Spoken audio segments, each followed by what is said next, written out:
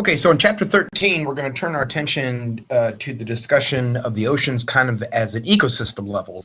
This whole idea of how organisms depend on each other for energy and nutrient cycling. This is an old an old picture, an old lithograph that I thought was kind of neat. The title of this basically is Big Fish Eat Little Fish. And that's kind of what we're going to be looking at in chapter 13. We're going to talk about biological productivity. So in other words, who are the organisms in the environment in an ecosystem that actually produce the food, and then how is that food, that energy, which is what food is, right? How is it transferred through the different levels of the ecosystem, different organisms? Well, let's go ahead and start at the beginning. Let's look at productivity first. What we call in an ecosystem language primary productivity. Primary productivity is basically, you can see there in italics, the rate at which the energy is stored in organic matter.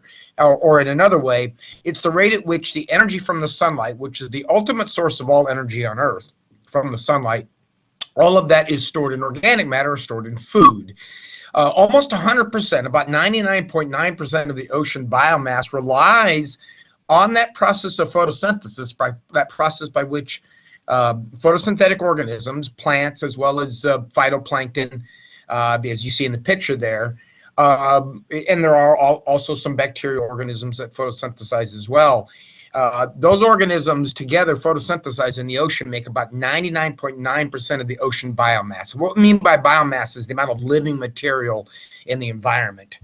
And they produce this photosynthesis for organisms in the environment either directly, in other words, organisms who might eat them, eat the plants, or eat the phytoplankton, or indirectly, in the terms of the carnivore who eats the herbivore, who eats the phytoplankton. But as we're going to learn as we get through our discussion today, not all of that energy that's converted from sunlight energy into food energy by plants or is passed between these levels is available. In other words, not all of that energy at a particular level is available to organisms that eat at that level. So that's what we mean by unavailable energy. But we'll talk a little more about that as we get a little bit later on into the lecture.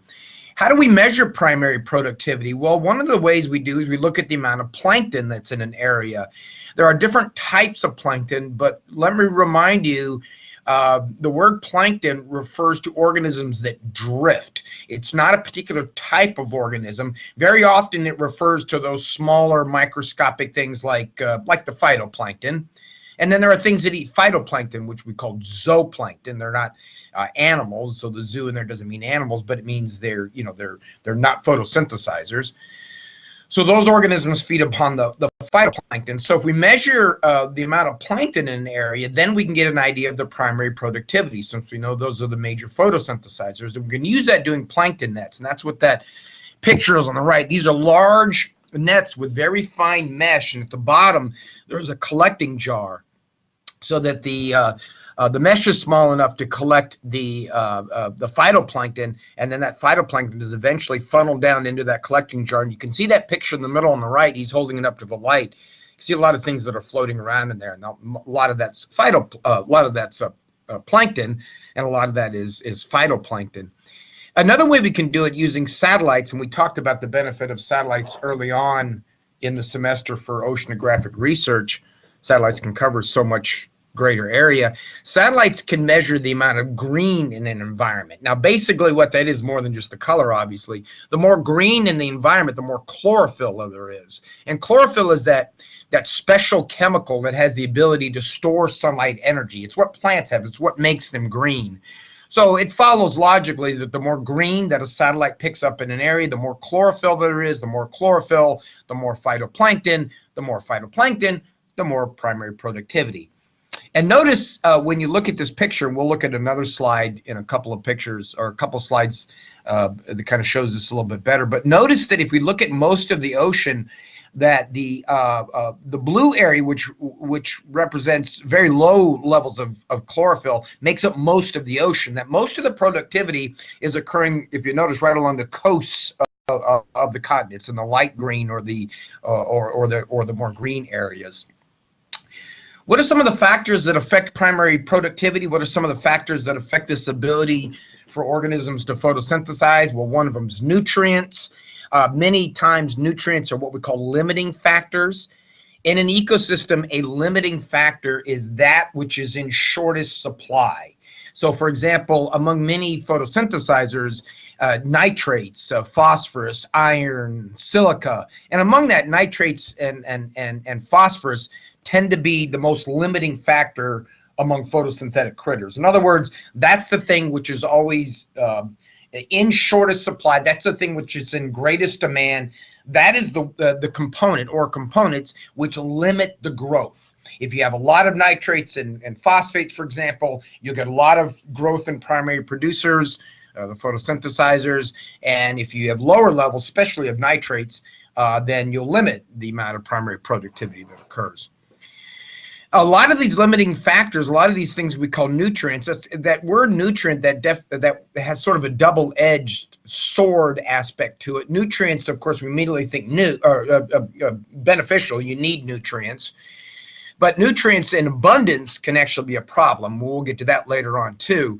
The highest amount of nutrients you're going to find is, and this kind of goes back to the picture I showed you earlier in the previous slide, the highest amount of nutrients you're going to find is going to be along the continental margins, all right? So right along those continental margins when you get most of the river runoff, and river runoff is high in these nutrients, nitrates and phosphorus and all that sort of stuff, especially if that river runoff has a lot of fertilizers in it. Human beings, we fertilize the terrestrial parts of our environment. Golf courses, for example, use a lot of fertilizer. People use a lot of fertilizer on their lawns. And if they use it in excess, the runoff goes into rivers. And fertilizer is the nutrients for your lawn. But when it gets into the rivers and it runs out into the ocean, sometimes it can be, again, goes back to the idea of nutrient, too much of something, too much fertilizer. Solar radiation, obviously the amount of sunlight is going to affect the organisms that photosynthesize. Solar radiation, the sun only penetrates down to about 1,000 meters in the ocean, which is pretty deep, but light levels drop off very quickly, especially in the ranges of light that plants or typical photosynthesizers use. Most photosynthetic organisms use the abundance of light they use for photosynthesis up in the red and the orange wavelengths. Light travels to Earth in kind of two fashions, in two fashions. It travels in these discrete things called photons, and also travels in wavelengths. Now, we see wavelengths as color. Very long wavelengths are red and oranges, and violets and blues are very short wavelengths. Among the different colors of light, you'll notice that the blue light penetrates furthest into the ocean. But photosynthetic organisms generally use red and orange. So you notice that light attenuates or falls out or is filtered out pretty quickly down. When you get to about 10 meters, you've lost all the red and the orange light. The picture of that hand down there, if you've ever been down scuba diving, and you don't have to be very deep, 20 feet of water, your blood it doesn't look red at that depth. It looks green like you see in the picture there. That's because the red light, the light that would make your blood look red, has been, for the most part, attenuated or filtered out. Green light penetrates a little bit further, so that's the light that's left, so your blood takes on that weird kind of greenish color. Solar radiation can obviously support photosynthesis, but there is a limit. The euphotic zone, we say, is from the surface to about 100 meters. So even though the sun penetrates down to 1,000 meters, only about, euphotic means the truly lit zone, only about that first 10%, that first 100 meters, you have enough light for photosynthesis. Compensation depth for photosynthesis, what we mean by that is that's when the photosynthesis equals the amount of food produced, or the amount of food produced is equal to the amount of food consumed. Photosynthesis is producing food, and then other organisms, including photosynthetic organisms, use that food. So when that level is equal, so when the amount of food being produced equals the amount of food being used, then you're at the compensation depth. The picture you see there in the bottom, that's of a red algae. Red algae are photosynthesizers. Interestingly enough, though, they can grow at deep depths. They're red in color because they actually reflect red light. That's the color of light they don't need, whereas other photosynthesizers typically do. and they're very good at absorbing the blues and the greens, the light color that penetrates a little bit further. Now, these red algae do photosynthesize. They actually have chlorophyll, but they have another pigment that absorbs those blues and those greens, and that's the pigment that gives them the red color. So this other pigment, because it's in such abundance, basically it overwhelms the green chlorophyll color. So that's like why they look red in the color they are. And that's why red algae can grow so deep, because they don't use the red and the orange lights. They use the blue and the green to capture sunlight energy and then transfer that to chlorophyll. And then that's used in photosynthesis. So this is similar to the picture or the slide I showed a couple slides ago, right? Most of the productivity, most of the richness of the ocean is on the coast, the parts in the red and the orange. Shallow water, of course, allows for more sunlight penetration, so you're going to get more photosynthesis. But there's a lot of stress on coastal organisms. Shallow water has greater temperature variations, greater fluctuations in temperature, greater fluctuations in salinity. Closest to the land means that critters living along the coast are going to be much more sensitive to runoff and pollutants and fertilizers that we just talked about. Those organisms live in the intertidal zone. We talked about that in a previous lecture. They're going to have a problem because the tide goes in and out during the day, so sometimes they're underwater and sometimes they're not. And of course, in the surf zone, there's the actual physical challenge of living in that zone because of the breaking waves and the destructive nature of all that. But in spite of all that variability that occurs in the coastal zone or the coastal areas of the ocean, because it's close to land and because it's shallow enough that sunlight can have, you can penetrate enough to help those photosynthesizers, these are still going to be the most highly productive areas on the planet here. So again, the blues are the lowest productivity out in the mid-ocean. That's something a lot of people don't necessarily understand. The mid-ocean doesn't have very much in it. There's not a lot out there. There's most of the stuff is around the coast.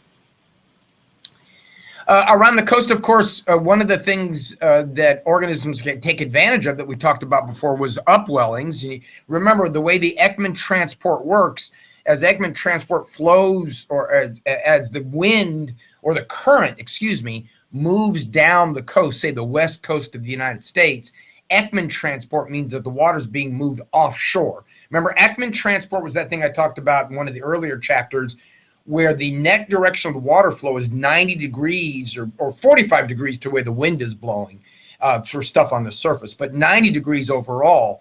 So as wind blows down the west coast of the United States or up the west coast of South America, the net direction in the arrows is moving the water offshore. Now, when the water moved offshore, it's like creating a vacuum. Mother Nature doesn't like a vacuum.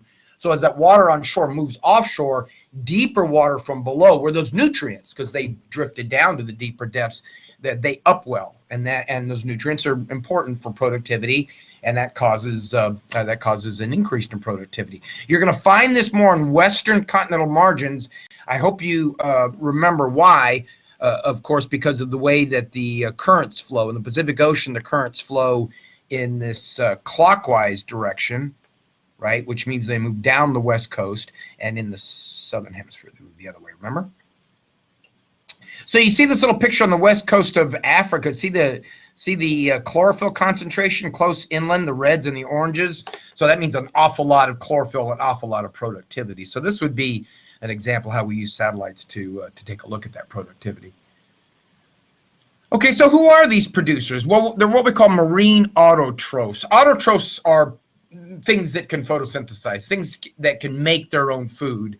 And one of the biggest groups of autotrophs out there, not the only one, especially in the ocean, are the seed-bearing plants, the Anthophyta. The Anthophyta are the seed-bearing, flowering plants, trees, and most of the plants that you're familiar with. A lot of these are going to grow, of course, like I said, in the shallow coastal waters for reasons like the nutrients, of course, coming off the land. Don't want too much, but got to have enough. And it's shallow enough for light as well.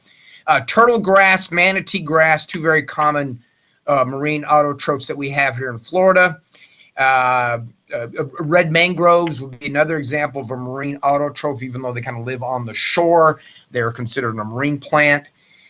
The other types of photosynthesizers are the green algae. Green algae like ulva. If you ever walk down the beach, you may see green like a film. That's ulva. That's the sea lettuce. It's a green algae. Algae are plants, but they're not seed-bearing plants. Not horribly abundant. Most green algae you're going to find in freshwater. But red algae, like I mentioned before, corallina. Corallina is named that because corallina is a red algae, but it produces an exoskeleton of calcium carbonate, very much like coral animals do. So they can make up the structure of coral reefs. So it's not just the coral animals that do it, but also these corallina red algae. Brown algae, in Florida, the most common one is sargassum. Sargassum is that stuff that watches up on the beach. It's got a lot of tendrils to it, a lot of floats on it. There you see some picture of the stuff up a little higher is dead, but a little lower down is the fresher sargassum. Sargassum is a brown algae, which we collectively call seaweeds. They're not really weeds, though. Brown algae, like kelp, you see on the right, is not a seaweed. A weed is technically a word we refer to a plant. Brown algae are not plants. They act like plants and they photosynthesize, but they're actually protozoans.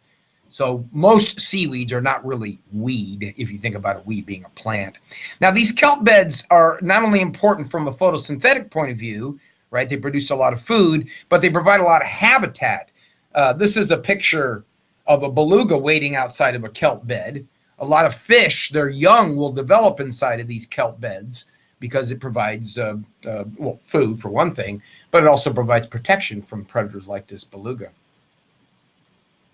You probably interacted with kelp, especially if you like sushi. The wrapping around some sushi rolls, like you see in the picture, that's kelp. That's actually a multicellular protozoan. The other brown algae, the one I mentioned here in Florida, there's sargassum a little bit up closely. It's kind of interesting because out in the Atlantic we have something called the Sargasso Sea, and because of the prevailing currents, you can see the Gulf Stream there. It's called the Sargasso Sea because there's massive amounts of this floating sargassum. Obviously, it floats in the shore, and that's how we get it up on the beaches here. But this sargassum, the Sargasso Sea, is a huge, very rich environment for organisms that live in amongst these seaweeds. Like if you look in the lower right, if you look carefully at that picture, that's actually a fish. That's a sargassum fish, and it actually lives in the sargasso among the seaweeds. And you notice the little tendrils and projections. It blends in very nice. This is a carnivorous fish, so not only does it blend in and protect itself from other fish trying to eat it, but it's good for a predator that lies in wait for unsuspecting prey to swim by. So we got those autotrophs. We also have autotrophs known as diatoms and dinoflagellates. Now these are both protozoans again. Diatoms have a shell or a test. That's what we call the shell, made of two parts. In the picture I'm showing you with the arrow, that's the test. Put together like a shoebox, kind of like. So if I could simplify the drawing, diatoms have two parts to their shells with one part larger than the other covering over top. That's what I mean by a shoebox. Diatom shells, or the tests, is what makes up something called diatomaceous earth, or DE earth. If you have aquariums or any sort of water filtration you've ever been involved in, diatomaceous earth is a very good filtrant. So you kind of use it like charcoal. It's very good at filtering out particulate matter. Dinoflagellates are also protozoans. They don't have a test of silica. Their tests are made of cellulose, interestingly enough. Same thing plant cell walls are made up of. Some of these organisms are bioluminescent, like you see in the picture. They have bacteria that live in with them that are bioluminescent bacteria. And these bioluminescent bacteria will glow sometimes when they're agitated, like by something swimming through them, or if you've ever been on a ship at night going through the water, you can see the glowing, or the waves breaking up on a shore, the tide moving in and out will cause these bacteria to glow.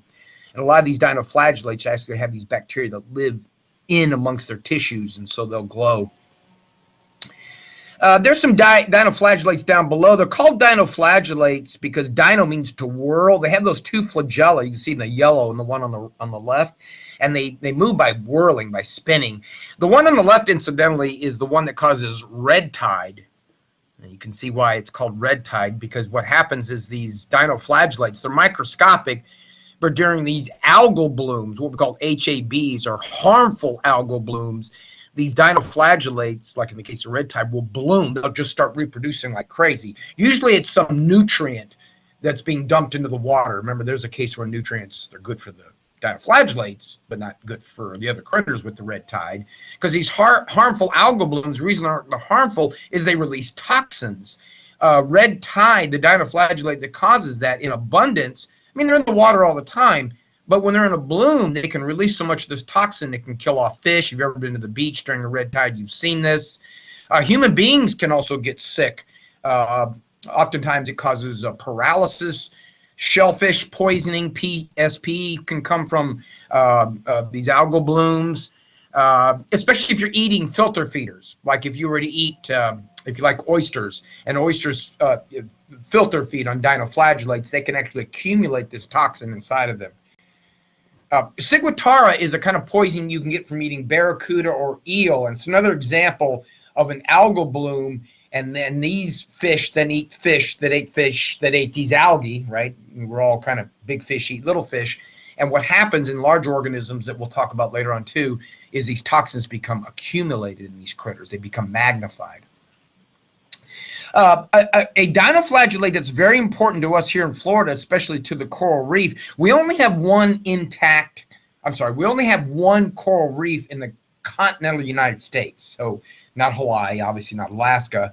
Hawaii's got coral, but the only coral reef we have in the 48 continental United States is the one down the Florida Keys. It's a national marine sanctuary, and the coral runs all the way down the reef there. Now, there's many reasons why the Florida Keys is a natural marine sanctuary, but one of the reasons is we're protecting the corals. Corals are very important animals for the health of a marine environment.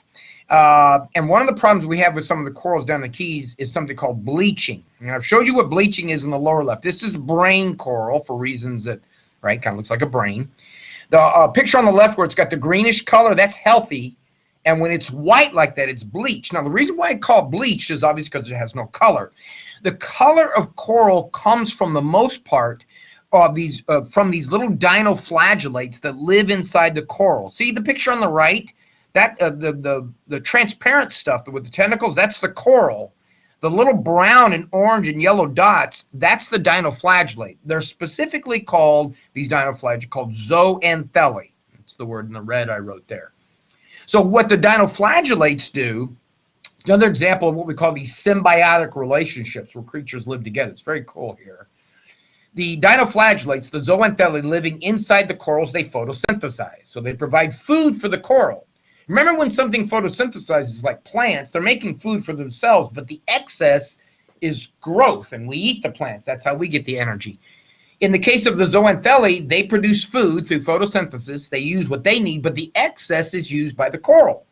So all the coral needs, which is an animal, is the sun to come up and photosynthesis to occur. Now, coral also eat other things, but this is an addition. And the coral gain a benefit, or the dinoflagellates gain a benefit because living inside of the tissue of the coral, they're protected. Well, when corals are stressed, environmental conditions can stress a coral, changes in salinity, changes in temperature, pollutants. What they do is their zooanthellae leave them. They get rid of their zooanthellae. And since that's where the color comes from, that's how they become bleached. Now, coral, if it doesn't reacquire its zooanthellae, if it doesn't take them back up in a period of time, will eventually die. So corals that are bleached can sometimes recover, but if the environmental conditions that are causing the initial bleaching are still there, that coral can remain long enough without those zooanthellae. It can't provide enough food by itself, so it loses the photosynthesis from the zooanthellae, and these organisms will die off. These coral critters, and the reefs will die. Reefs take an awful long time to repair. They replace on the order of decades or hundreds of years sometimes to be repaired. And now, in the previous slide, I talked about ciguatara, which is the poison that you can get from eating eels or barracuda from a harmful algal bloom. So you're not getting sick because of the algae. You're getting sick because you ate something that perhaps ate something that eventually perhaps ate the algae. So it's something we call this biomagnification. And it happens among these toxins that these dinoflagellates like red tide can produce. So during a harmful algal bloom, you get, look, you can see the color there, you get this massive amount of these red dinoflagellates, and they're producing this toxin. Now, again, they always produce this toxin, but since there's so many of them, you get a concentration. And we get the things like the fish kills and the shellfish poisoning that I talked to you about. And that can happen with things that you ate that are filter feeders, or eating the barracuda who ate something who ate a filter feeder. This is most problematic during the warm months, April through September. Warmer temperatures tend to stimulate harmful algal blooms.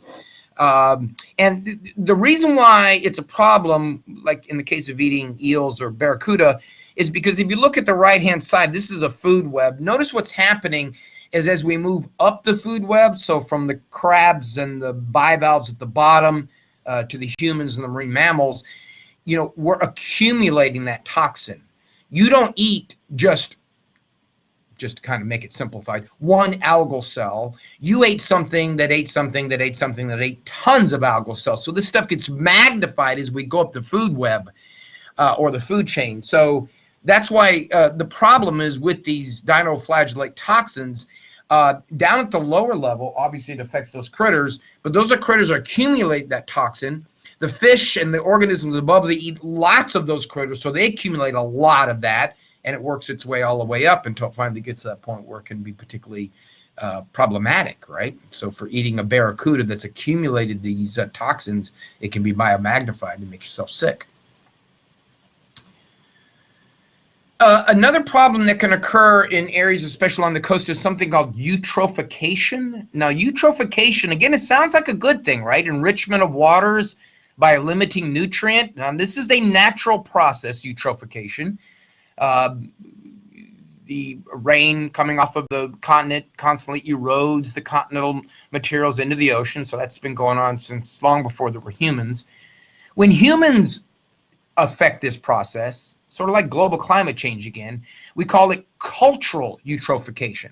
And cultural eutrophication is anthropogenic enhancement. Human, anthropogenic is human. So human enhancement. So when we dump sewage or fertilizer, animal waste into these coastal waters, we can cause these harmful algal blooms.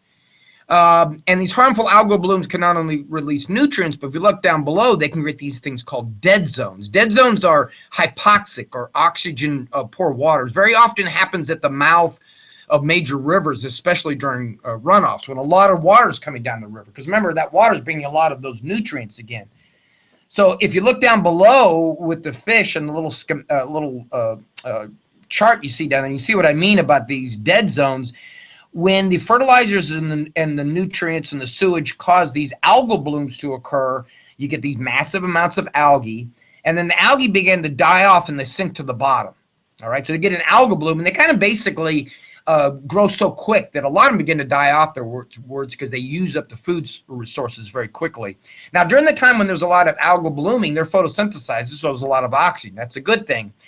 But when the algal die, because they've overbloomed, if you will, and they decompose on the bottom, the bacteria that decompose them, they respire, so they use oxygen. And there's a lot more bacteria reproducing and surviving on these recently dead algae than there are things like fish, so the oxygen levels begin to drop. So in spite of the fact at the beginning you think, oh, algal bloom, that's good, right? More oxygen. When they die, the bacteria that decompose them use a lot of the oxygen levels drop. And generally in fish, when oxygen levels drop below about 5 ppm there, then we start to get fish kills, organisms dying off. And in some cases, we have these global dead zones, which have significantly increased since the 1960s to the point where we have we've labeled over 500 worldwide global dead zones, areas in which the oxygen levels are so low that it's negatively impacting the environment. The world's largest is the Baltic Sea, up around Sweden, Finland.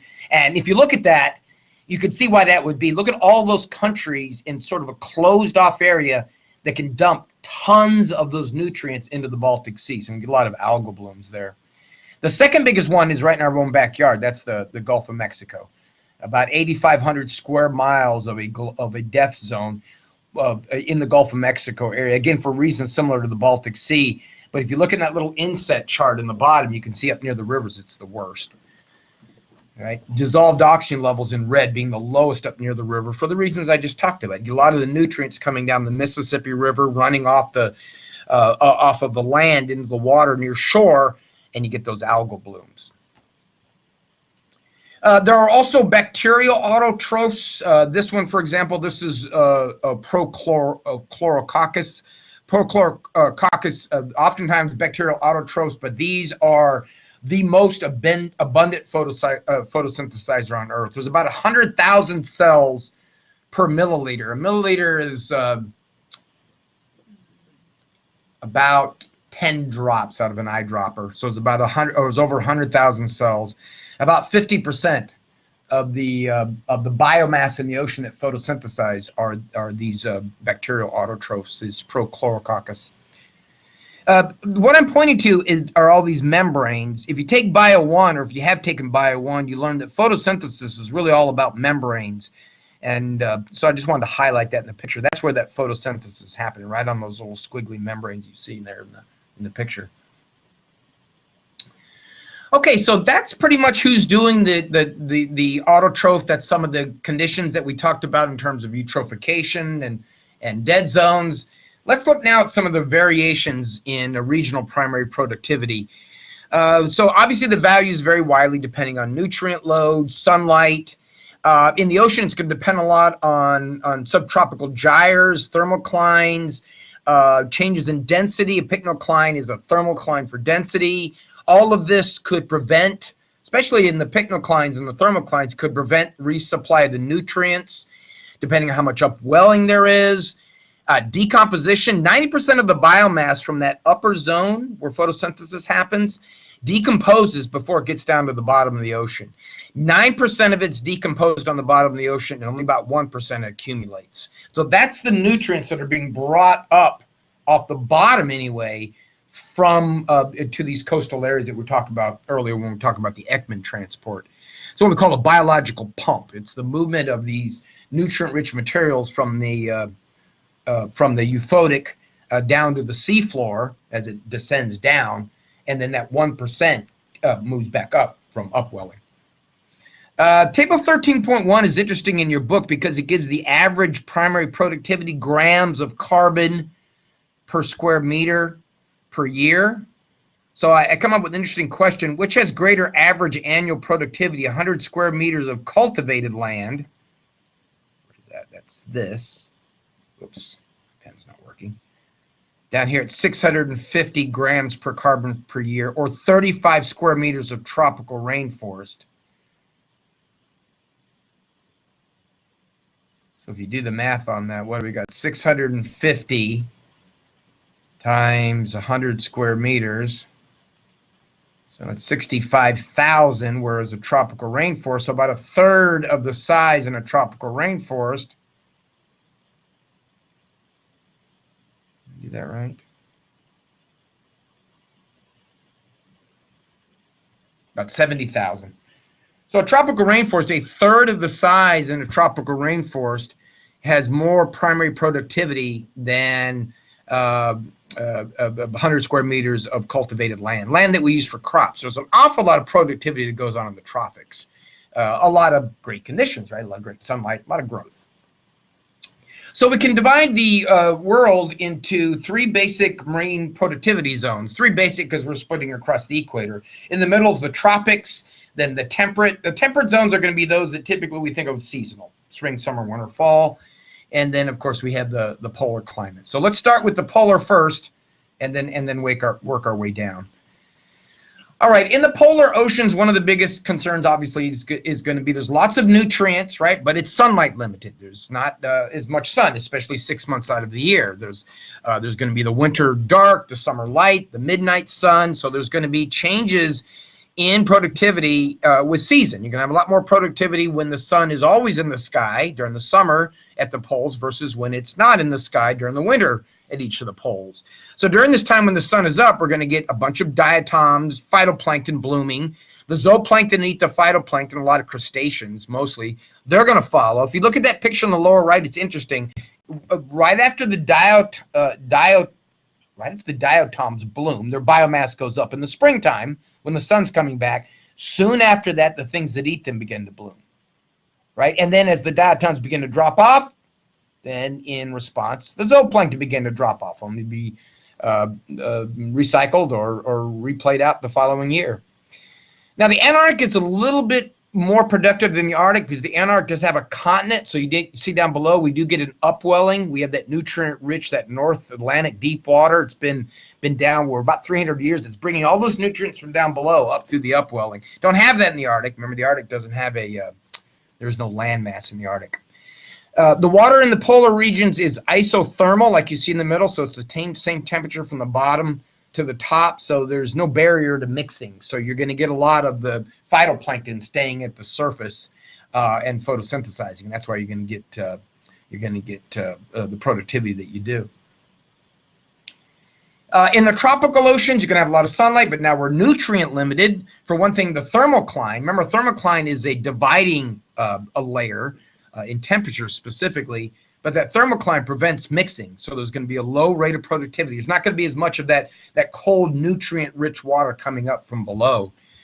Productivity steady but slow, about half of that of the temperate oceans, except for areas of equatorial upwellings, coastal upwellings where that nutrient's being brought up, and the coral reefs like we talked about. Coral reef are areas that are exceptionally productive because, for one thing, the organisms that live there tend to be low nutrient adapted. And then, of course, we talked about the zooanthellae before. And there's a lot of organisms on the coral reef that are good recyclers, too. So tropical oceans, not quite as productive as the temperate oceans, right? That's the next group. Temperate oceans, the productivity is limited by sunlight and by nutrients in a seasonal pattern. You can see there in the picture. You can follow the graphs down below it. Again, it has to do with the formation of the thermocline and how that prevents mixing. And then throughout the year, in the winter and the fall, the thermocline breaks down, so mixing can occur. And notice once again, we see in the spring, the phytoplankton go through a bloom. The sunlight is increasing. Phytoplankton go through the bloom. The nutrients in the purple begin to drop. Then the zooplankton go through a bloom, right, for the phytoplankton. They're eating the phytoplankton. And then they begin to drop. And we get another bloom in the fall. Right, a small little bloom in the phytoplankton, right? As the zooplankton begin to drop, we get this rise in nutrients, so we get a little bit of a bloom in the fall from this increase in nutrients. Right, so it's all balanced out. So overall, if we look at the three oceans together, the one that's in the green curve, that's the tropical ocean. Or I'm sorry, that's the middle latitude. That's the temperate oceans. So in the poles, right, in the polar regions, we're going to get a very high productive rate for a short period of time in the summer. In the tropics, we have a low productive rate that varies very little throughout the year. And in the tropical, overall, we get the greatest amount of productivity with the spring and the fall blooms. Now looking at the ecosystem, how the energy flows through an ecosystem. All right, well, the sunlight, of course, the phytoplankton and the producers on land or the producers in that shallow area, including the mangroves, they photosynthesize. All of that food is converted into chemical energy, into food, and then the consumers come along and feed on those. Now, as I said, not all of the energy is available, right, as we move between the trophic levels, and we'll get to this idea of what we mean by available in the next couple of slides. And, of course, then the decomposers, after the consumers die off, they break down, turning the rest of the energy that's available, liberating it back into the ecosystem. So it's all cycled together this way. First of all, how do organisms feed that aren't photosynthesizers? Well, there are the carnivorous feeders. Oh, I'm sorry, jumped one slide ahead. Let me go back for a second. We also cycle nutrients in the ecosystem. It's something we call the biogeochemical cycle. The biogeochemical cycle is the chemical parts. So it's not the organic material necessarily. It's going to be the stuff like the oxygen, the carbon dioxide, all of this material that you see here that's going to cycle through the ecosystem. So with photosynthesis, we're going to produce food and oxygen. Plants are going to produce carbon dioxide that's used by the photosynthesizers. The decomposers create detritus, that's decomposing material. Then there are animals that feed upon the detritus, upwelling, bringing that nutrient. So it's all in a cycle together, right? So back to the feeding thing that I jumped ahead. There are those organisms that are carnivorous feeders, like the sea stars, right? They can actually actively seek out prey and eat clams. There are filter feeders like mole crabs that use appendages to capture prey. Barnacles do the same thing. On the left is a barnacle. Barnacles have a shell, so you might think that they're related to clams and oysters. They're not. They're actually related to crustaceans, lobsters, and things like that. And those appendages, which have been modified, are used for the capturing of prey. Now, barnacles are sessile organisms, so sort of an interesting aside. What you see in the picture down below, scale-wise, barnacles have the largest penis of any organism out there. The reason why is because barnacles are sessile; they don't move. So a male barnacle wanting to fertilize the eggs of a female barnacle, since he can't move, has two choices. They could just produce spawn or produce a sperm and just liberate it out into the water. Female could produce eggs, and hopefully they mix that way. A lot of critters do that. But something a little more directed, the barnacle actually uses its long penis to make its way over to the female barnacle and then fertilizes her eggs that way as well. Suspension feeders like clams basically bring in water through their siphons and then across their gills. They have gills that they oxygenate themselves with, and at the same time the gills have mucus on them by which they trap food. Filter feeding and suspension feeding are very similar. It's sort of a different little technique, but similar idea. You're filtering food out of the environment around you. Deposit feeders like this lugworm, what they basically do is ingest materials, and then they deposit the clean sand of the nutrient materials out of these casts. You might see those sometimes if you're along the beach, these down on the lower the wet area of the beach. All right, so it's more of a food web, not a food chain. We say it's a food web because it's a branching network of many consumers. Up at the top, like the killer whales and such, we have what we would call the apex predators. Down at the bottom, we have the producers. Then along the way, we have what we call primary consumers and secondary consumers and tertiary consumers. It all depends on, if you eat something that eats plants, then you'd be a secondary consumer. Herbivores would be a primary consumer. There's only one producer, so there's only primary producers. The reason why food webs we generally find in ecosystems and not food chains is because diversity is important. Consumers in these food webs are more likely to survive if they eat more than one thing. So if there's something in short of supply, they can switch over. In contrast to that, we think about our buddy the koala. Koala bears found in Australia feed on only one thing. They only feed on eucalyptus. That's all they eat, nothing else. So, of course, they're very good at digesting and finding and consuming eucalyptus, but if all the eucalyptus go extinct, that's a problem, right?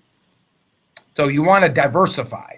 So typically what we'll find in organisms, especially in the ocean, are these food webs. All right, now let's talk about this idea of energy.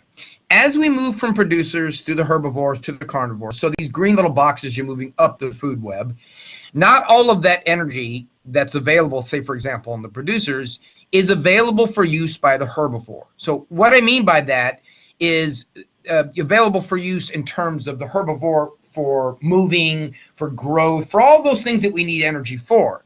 Some of that energy is lost. Some of that energy is lost in the form of heat. Right? Heat is a wasted form of energy. It's a sort of what we kind of call a sloppy form of energy. You can't really use it very well. So organisms will lose some of the energy through that. Fecal material, decomposition, urine, all that stuff has an energy content to it. So as we move up these levels in the food web, up, if you think about it kind of as a pyramid, as it gets smaller to the from the bottom to the top, the amount of energy available decreases. On average, and I've circled it up there, about 10%.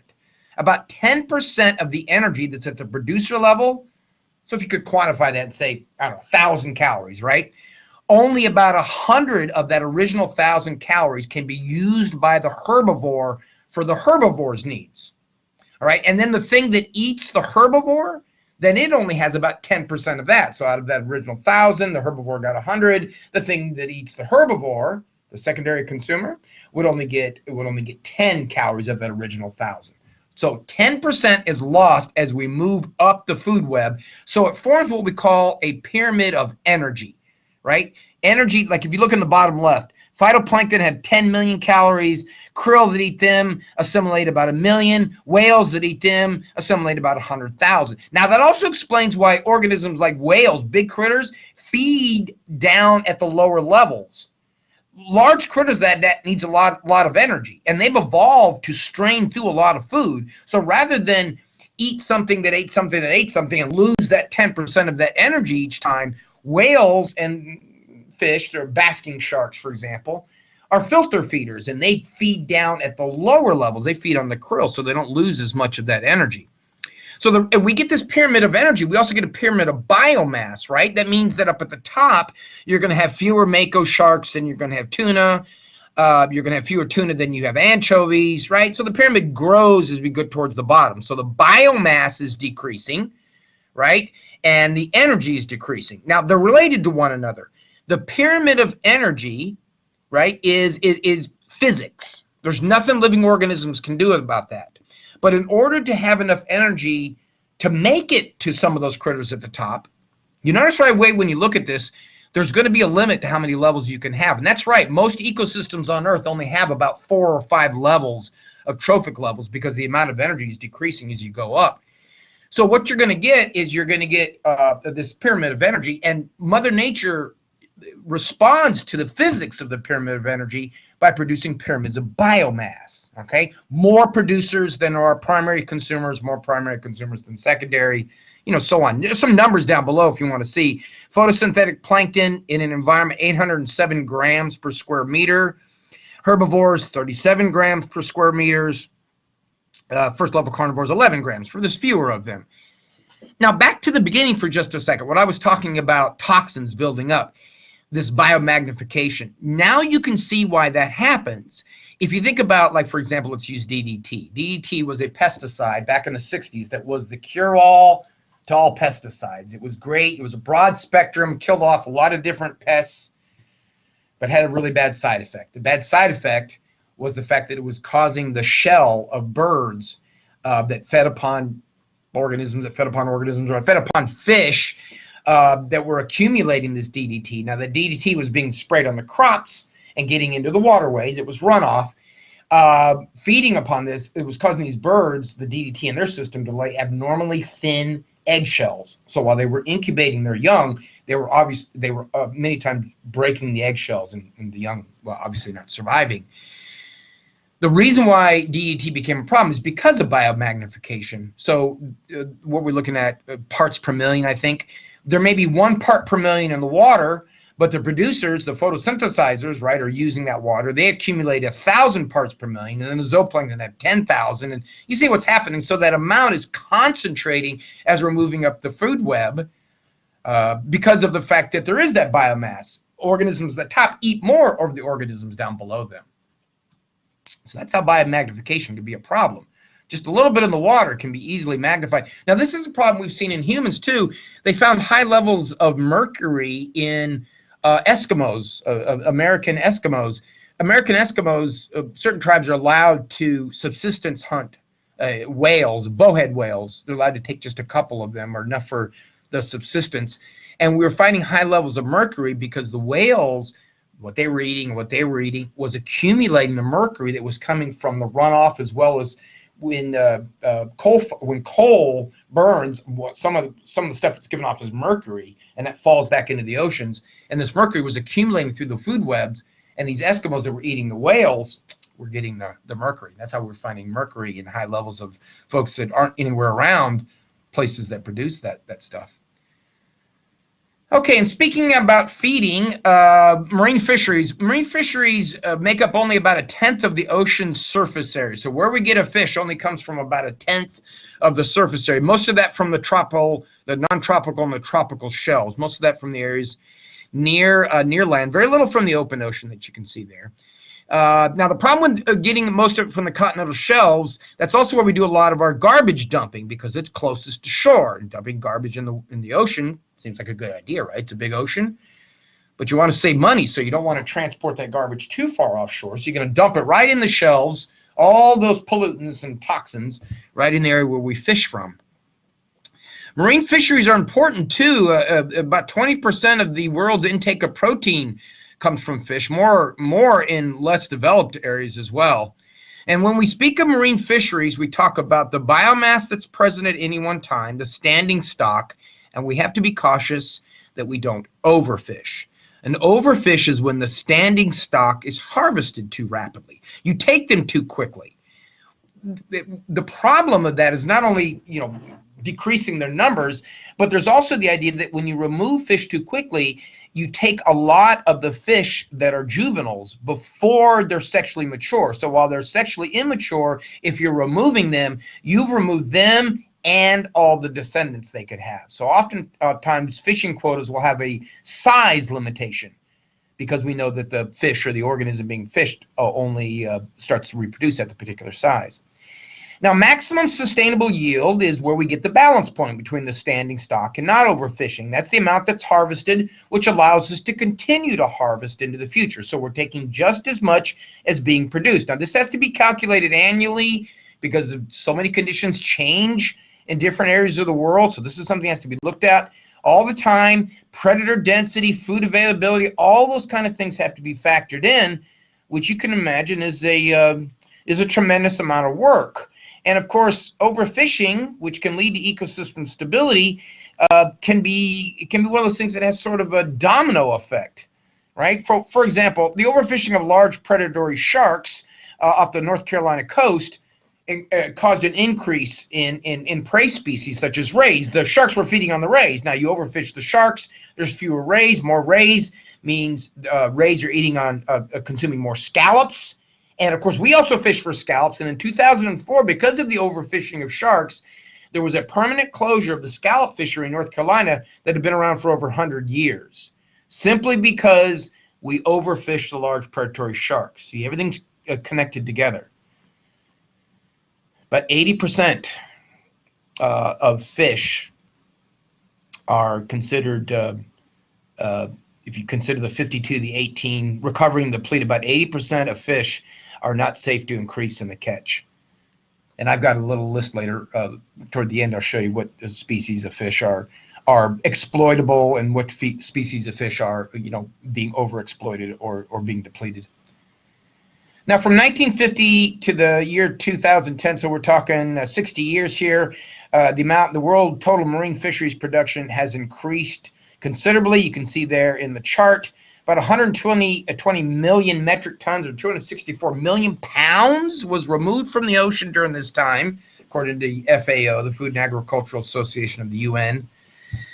But unfortunately, all these figures that I gave you with the previous slide and this one doesn't take into account the underreporting, illegal fishing, right? The unregulated, the unreported fishing, the problem with bycatch. So fishermen put out these huge nets to catch the fish they want, but nets are not discriminate. They catch all kinds of things. They catch things they're not supposed to catch, and that can cause problems as well. So we think that the amount that's taken out of the ocean might be about, if you consider all that underreporting, about 50% higher than that 264 billion pounds of fish. That's amazing to think about.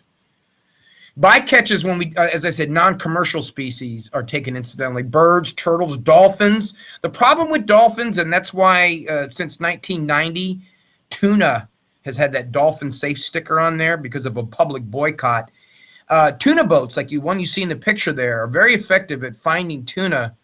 A lot of them, like you can see there, actually have a helicopter, and the helicopter flies up ahead. What they're looking for is schools of dolphins. Schools of dolphin on the surface will oftentimes associate with schools of tuna below them. So they find the dolphin, the tuna boat goes out and lays a purse seine, P-U-R-S, just like a purse. You can see in the picture up above. A purse seine is what they do is they sail around the tuna and the dolphins, which are at the surface, and they drop this net.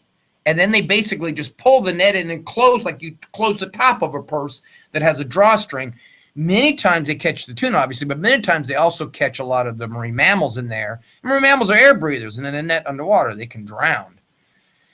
About 25%, but there may be 8 times more as far as bycatch that's taken out of the environment. The Marine Mammal Protection Act in 1972 was in direct response to the tuna purse seine fishery. An addendum was added in 1992 to protect them from these purse seining activities. Gill nets and drift nets are indiscriminate killers, like I said. Prior to 1993, 30,000 miles. Japan, Korea, and Taiwan laid about 30,000 miles of drift nets per day in the North Pacific.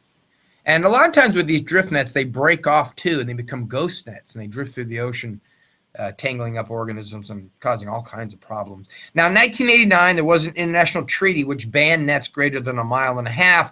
But of course, the ocean's a big place, right? It's difficult to police. And there's an example with me by bycatch. This shark caught up in a gill net. Obviously, the shark is not the target species, but those kinds of things are oftentimes not reported or go underreported. So it's all these conflicting interests, right? It's the human employment, which we tend to favor, right, versus the self-sustainability of the marine ecosystem. Sometimes targeted species, ones that are being exploited, are difficult because they're out in the international waters where enforcement is difficult.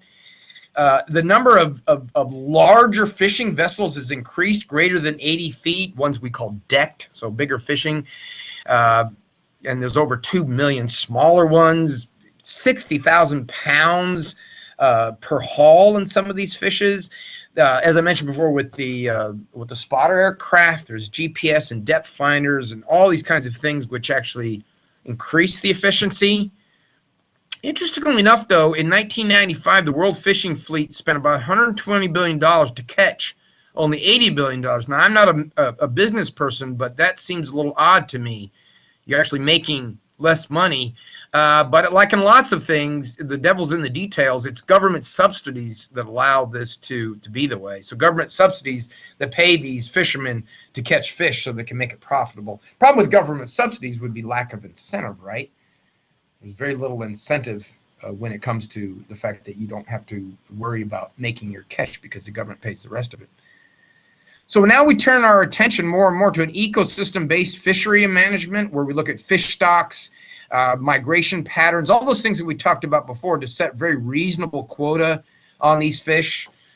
Again, the problem, of course, with that is the policing of that. You can pass all the laws and the quotas that you want, but unless you police that, then they do have little good. So what we do is one of the things is education. Try to educate fishermen, to be ecosystem-minded, to be green-minded, so that they realize that this is a exploitable resource that if they don't take care of it, could be completely gone and totally destroy their livelihood at that point. Now, how effective is fisheries management? Well, it depends on where you are in the world. It's more effective in the areas in green, not too many of those areas, but areas in the red, the average management effectiveness is much lower. And of course, as you would expect, a lot of those areas along the coastal where a lot of the fishing occurs. Keys to fishery recovery, like I said, is establishing scientifically established quotas, which gets a lot of discussion, right? A lot of discussion between the people who make their money off of fishing and the scientists. So we need scientifically established quotas. The enforcement of the quotas, now it's easier said than done for reasons I mentioned. The reduction of bycatch. And then, as always, one of the biggest things that causes degradation of species is going to be habitat degradation. So if we protect the habitat, and then very often we protect the species. Global climate change obviously has its effect on global fisheries. You look between these two graphs, basically what they're showing is that in subtropical and temperate oceans from 1970 to the future, the amount of warm water species has increased because the oceans have warmed up, whereas in the tropic, they have warmed up to the point where there's fewer species because there's not enough species that have high temperature tolerance. So, and remember once again, when we talk about temperature changes, these anthropogenic factors that we mentioned to climate change, while climate change is part of a natural cycle, it's the amount that we cause that is the important part, is the level of anthropogenic influence that we have on this. And sometimes it can only be a change in water temperature of just a couple of degrees can cause these ecosystem shifts. So what we end up getting is marine fisheries outside the normal geographic range. So if we're catching marine fish outside their normal geographic range, then that usually means that we've got some substantial water temperature changes. And we know the water temperature changes are occurring, but now we're seeing the effects of the different species of fish. Okay, so I mentioned earlier about marine fisheries and what kinds of fish were better in terms of being eaten by human beings. So this is from the Monterey Bay Aquarium Seafood Watch. I got a little website there if you're interested, but they have listed some of the species of fish and categorize them by the ones that are best choices. Those are the ones that are well managed, environmentally friendly, all the way to the ones that you should avoid, the ones that are exploited. And you can see, of course, and for the ones that avoid, some of the more common ones, some of the more ones that we're more familiar with, grouper, for example. Now, some of this, like with the asterisks with grouper, has to do with the amount of mercury. Sharks, orange roughy, very popular. And then a lot of the ones that are best choices are those that tend to be more farm raised. So mariculture, which is agriculture in the ocean, is something that's obviously can be beneficial when it comes to providing enough food and not causing these ecosystem damages. All right, so that's pretty much it for chapter 13.